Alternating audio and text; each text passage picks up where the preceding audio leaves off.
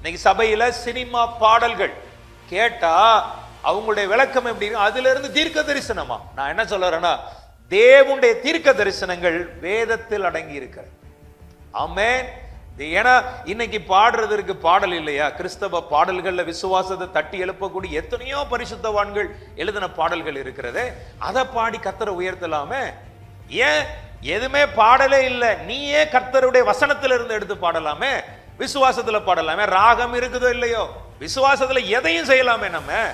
ஆனா இன்றைக்கு தேவனுடைய பிள்ளைகளை சத்துருவானவன் வஞ்சிக்கும்படியான ஒரு கடைசி காலம், கொடிய காலம். இதெல்லாம் என்னன்னா விசுவாசிகளை தட்டி விட்டுரும், நிலை நிற்க விடா.